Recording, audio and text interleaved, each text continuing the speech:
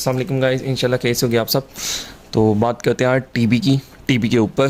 तो ट्यूबरकुलोसिस है, इसके डायग्नोस्टिक क्लू की बात करें तो लो ग्रेड फीवर होता है, हल्का हल्का बुखार होता है, रात को पसीने आते हैं, वज़न कम हो जाता है और खुश्क खांसी होती है इसमें। ठीक है, मतलब हल्का हल्का बुखार रहेगा, पेशेंट इस कंप्लेन के साथ आएगा कि उसे काफ़ी अरसे से या एक दो हफ्ते से, मतलब जैसे भी हल्का हल्का बुखार है और रात को आते हैं पसीने।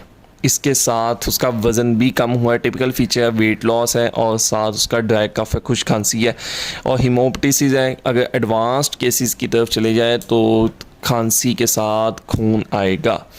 उसके बाद डल परकशन नोट आएगी हमें परकस करने के ऊपर और एब्सेंट ब्रेथ साउंड्स आएंगी इसमें। ठीक है, अच्छा उसके बाद बात करते हैं, ये 26 ईयर्स ओल्ड पेशेंट है। ठीक है, और ओपीडी में आया, फीवर की हिस्ट्री है, लो एपिटाइट है, इजी फटीगेबिलिटी है, वेट लॉस आ गया। ठीक है, 8 वीक से और कंप्लेन करता है प्रोडक्टिव कफ की।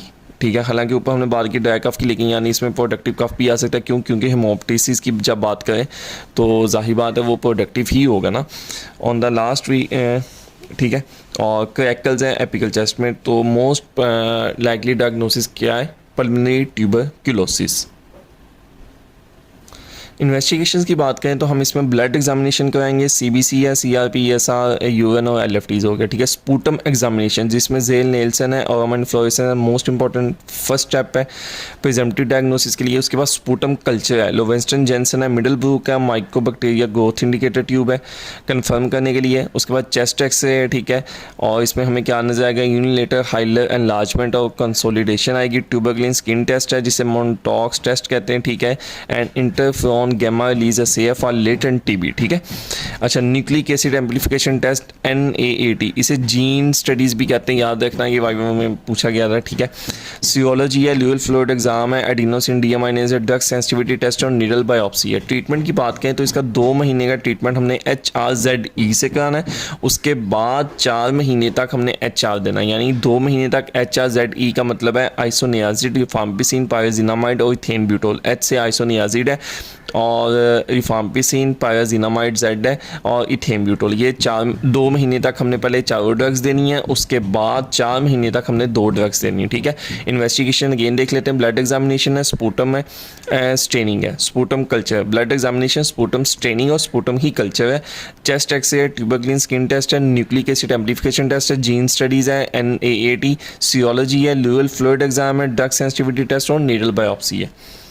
ठीक है, अच्छा अगर किसी सिनेरियो में आ जाए कि आप ये देखें एमरजेंसी में आया, वॉमिटिंग के साथ कंप्लेंस करता है, डिस्ट्रेस एब्डोमिनल डिस्कम्फर्ट है, टेम्परेचर उसका 100 है और BP वगैरह भी नॉर्मल ही है, तकरीबन जॉन्डस उसमें प्रेजेंट है। ठीक है, टेंडरनेस है और एंटी ट्यूबरकुलस थेरेपी ले रहा है। अगर एंटी TB ड्रग्स के साथ जॉन्डस आ जाए तो इसका मतलब है कि जो रिफाम्पिसिन है उस वजह से हुआ है। ठीक है, काज ऑफ जॉन्डस में आएगा रिफाम्पिसिन, क्योंकि एंटी TB ड्रग्स में रिफाम्पिसिन होती है, क्योंकि ये कराती है asymptomatic hyperbilirubinaemia along with pyrazinamide and isoniazid में आल्सो काज हेपेटाइटिस। ठीक है, मेजर रिफाम्पिसिन की तरफ हम जाएंगे, लेकिन पायराजिनामाइड और आइसोनियासिड भी हेपेटाइटिस करवा सकती हैं। ठीक है, तो एडवाइस अगर हम देंगे एंटी ट्यूबरकुलस ट्रीटमेंट के लिए तो एलिमिनेट हमें कर देना चाहिए अनसेफ ड्रग्स को और रिप्लेस उन्हें कर देना चाहिए second line anti tuberculous drugs के साथ। ठीक है, अनसेफ ड्रग्स को निकाल दो और सेकेंड लाइन जो एंटी TB ड्रग्स हैं उनके साथ हमें उसे रिप्लेस कर देना चाहिए। अच्छा, ये डॉट प्रोग्राम है। डॉट प्रोग्राम की अगर हम बात करें तो डायरेक्टली ऑब्जर्व थेरेपी है। ठीक है, is a supervised administration of anti TB 3 times weekly to improve adherence. हर हफ्ते 3 दफ़ा हमने एंटी TB थेरेपी करनी है और उसे सुपरवाइज़ करना है टू इम्प्रूव करने के लिए अडहेरेंस को, कि मतलब वो उससे वाकफियत हासिल, मतलब उसके मामूल के मुताबिक आ जाए ना, उसके दवाइयाँ लेना और मनूसियत हो जाए उसे, कि मतलब इशू ना हो दवाई लेने में। तो it is a 5-point programme which can effectively control tuberculosis, जिसमें पॉलिटिकल कमिटमेंट है माइक्रोस्कोपी सर्विसेज है, ड्रग सप्लाईज हैं, surveillance and monitoring system and use of highly efficacious regiments हैं। उसके बाद डायरेक्ट ऑब्जर्वेशन ऑफ ट्रीटमेंट है। 5 चीज़ें हैं इसके अंदर। एक तो पॉलिटिकल कमिटमेंट है, ठीक है, माइक्रोस्कोपी सर्विसेज है और ड्रग सप्लाईज है। उसके बाद surveillance and monitoring system and use of highly efficacious regiments है और डायरेक्ट ऑब्जर्वेशन ऑफ ट्रीटमेंट है, ठीक है। ये 5 चीज़ें हैं डॉट प्रोग्राम के अंदर, और हफ्ते में 3 दफ़ा 3 टाइम्स वीकली टू इम्प्रूव अडहेरेंस, ठीक है। अच्छा, उसके बाद अगले सिनेरियो की बात करते हैं। इसमें आप देखें कि 40 साल का स्मोकर है, प्रेजेंट किया fatigue, weight loss, fever, weight loss और फीवर आ गया, ठीक है। प्रोडक्टिव कफ आ गया जो रात को और ज़्यादा ख़राब हो जाता है, ठीक है। और इंक्रीज वोकल रेजोनेंस है, ट्रेकिया शिफ्टेड है, ब्रेथ साउंड्स इसमें क्या हैं, लेफ़्ट एपेक्स के ऊपर हमें पता चल रही हैं। अच्छा, अब काज ऑफ ब्रोंकियल ब्रीदिंग की अगर हम बात करें तो इसमें क्या आएगा, कैविटेशन ऑफ द लंग्स की हम बात कर रहे हैं, ठीक है। टीबी का आप ये यहाँ से भी टिपिकल फीचर ऐसे याद कर लें कि वेट लॉस है, फीवर है, थूक वाली खांसी भी आ सकती है, ड्राई कफ भी आ सकता है और टेकिया शिफ्टेड आएगा टू अफेक्टेड साइड, जहाँ मतलब जिस साइड पे टीबी का ज़्यादा असर हुआ है उस साइड के ऊपर ट्रेकिया शिफ्ट हो जाएगा। ये चीज़ आपने याद रखनी है। टीबी के अंदर trachea shifted to the affected side, ठीक है। और डायग्नोसिस का एक्टिव पल्मोनरी ट्यूबरकुलोसिस आ गया और एंटी ट्यूबरकुलस अगर हम ड्रग्स की और उनके साइड इफ़ेक्ट्स की बात करें तो आइसोनियाजिड में पेरिफेरल न्यूरोपैथी है और हेपेटाइटिस है। इफाम्पिसिन में भी ये हेपेटाइटिस है, लेकिन इसमें ऑरेंज या रेड यूरिन आ जाता है, ठीक है। इफाम्पिसिन आप याद रखें कि ऑरेंज टॉयलेट से रिलेटेड है। और इथेम्ब्यूटोल जो है ऑप्टिक न्यूराइटिस है, कलर ब्लाइंडनेस, ई से इथेम्ब्यूटोल, ई से आई प्रॉब्लम्स, ठीक है, कलर ब्लाइंडनेस, ऑप्टिक न्यूराइटिस। उसके बाद रैश है, थैल्जिया। इसमें पायराजिनामाइड की बात करें तो इसमें गाउट है, इसमें भी हेपेटाइटिस है।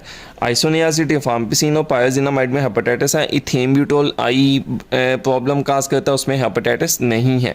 उसके बाद स्ट्रेप्टोमाइसिन है, इसमें ऑटोटॉक्सिसिटी है और नेफ्रोटॉक्सिसिटी है, ठीक हो गया।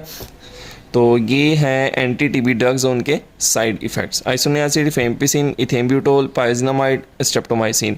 आइसोनियासिड में क्या है, पेरिफेरल न्यूरोपैथी है और हेपेटाइटिस है। इफाम्पिसिन में भी हेपेटाइटिस है लेकिन ऑरेंज या रेड यूरिन आ जाता है। इथेम्ब्यूटोल में ई से इथेम्ब्यूटोल, ई से आई प्रॉब्लम्स, जिसमें ऑप्टिक न्यूराइटिस है, कलर ब्लाइंडनेस है, रैश है, थैल्जिया है। पायराजिनामाइड की बात करें तो गाउट है और हेपेटाइटिस भी कराता है। और स्ट्रेप्टोमाइसिन ऑटोटॉक्सिसिटी और नेफ्रोटॉक्सिसिटी, ठीक है।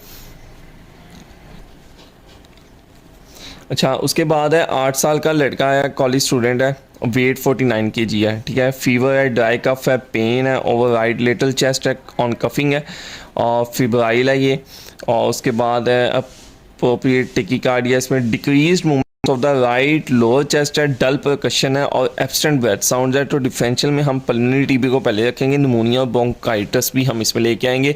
इन्वेस्टिगेशंस में हमने वही बात करनी है, जब हमने टीबी को ऊपर रख दिया तो टीबी वाली इन्वेस्टिगेशंस हम कराएंगे, जिसमें ब्लड एग्जामिनेशन है, स्पूटम स्ट्रेनिंग और स्पूटम ही कल्चर है, chest X-ray, tuberculin skin test है, NAAT है, नात है, न्यूक्लिक एसिड एम्प्लीफिकेशन टेस्ट है, सोलॉजी है, ल्यूल फ्लूइड एग्जाम है, ड्रग सेंसिटिविटी टेस्ट और नीडल बायोप्सी है।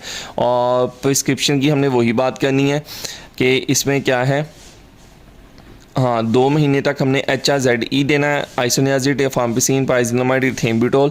उसके बाद 4 महीने तक फिर हमने देना है इफाम्पिसिन। पहले ड्रग्स देनी है, पहले 2 ड्रग्स, ठीक है।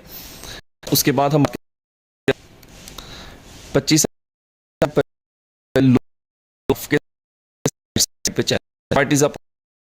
तो लो ग्रेड फीवर आ गई या पेन आ गई तो आपने टीबी की तरफ ही जाना है। फीवर की में कंफर्म हो जाता। अच्छा, साइंस की बात करें तो एक तो इसमें टेकिपनेस है। अब टीबी के हम इधर फिजिकल साइंस की बात करें तो एक तो टेकिपनिया हो गया और एक ब्रेथलेसनेस होगी।